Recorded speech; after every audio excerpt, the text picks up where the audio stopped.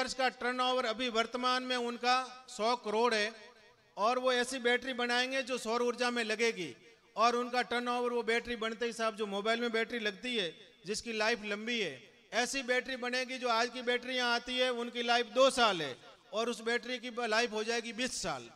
वो बैटरी का बड़ा उद्योग करेंगे शुरू, और उद्योग शुरू करते 10,000 टर्नओवर के वो मालिक बन जाएंगे। वो आए, वो मुझे बोले गुरुजी आपको हम ऐसा विश्वास दिलाते हैं कि आपको कहीं नहीं मांगना पड़ेगा, हम सब आपके सारी व्यवस्था कर देंगे। लो, उनका तो कोई स्वार्थ नहीं है। अब तेलंगाना में बैठे हुए व्यक्ति का यहाँ पर क्या स्वार्थ है, पर वो भी अगर ऐसा भाव रखता है कि मेरे समाज का काम है होना चाहिए, मेरे समाज का कार्य होना चाहिए। उस दिन 19 तारीख की मीटिंग हुई तो उसमें हमने सारी चर्चा समाज के सामने रखी थी कि अब हमको 1 वर्ष के बाद में 2026 में विशाल शिलान्यास समारोह रखना है, और उस शिलान्यास समारोह में हमारे प्रत्येक घर से व्यक्ति वहां पर पहुंचे।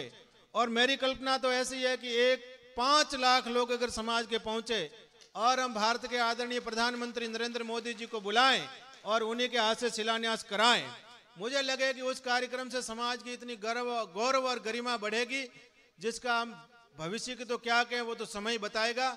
इसलिए सभी लोगों को ऐसे कार्य में सहभागी बनना चाहिए, अपना सौभाग्य मान करके सहभागी बनना चाहिए। और 2 बातें सदा ही मैं सबके सामने निवेदन करता हूं कि हमारी शासन में भी भागीदारी चाहिए और प्रशासन में भागीदारी चाहिए।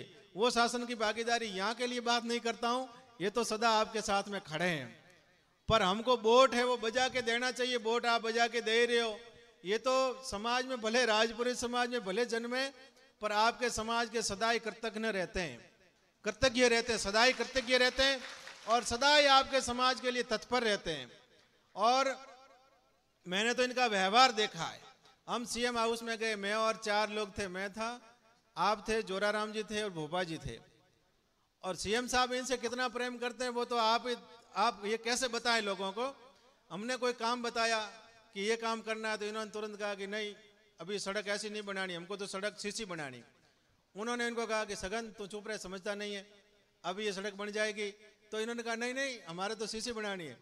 सगन दे रहे कहा सीसी अपने बाद में बना देंगे, पहले एक बार ये डॉमर की तो बना देते हैं। माने इतना इनको एक छोटा भाई से बड़ा भाई कैसे प्रेम करता है, ऐसे राजस्थान के मुख्यमंत्री किसी एमएलए से प्रेम करते हैं, वो हमारे लिए खूब बड़ी बात है। और समाज में हमने निवेदन किया कि वोट हर समय बजा के देना चाहिए। बजा के माने संगठित होकर के। जब हम संगठित होकर के मतदान करेंगे तो हमारी मतदान की कीमत हो जाएगी, तो हमारी शासन में भागीदारी हो जाएगी। और प्रशासन में भागीदारी के लिए अपने बच्चों को अच्छा पढ़ाना लिखाना पड़ेगा।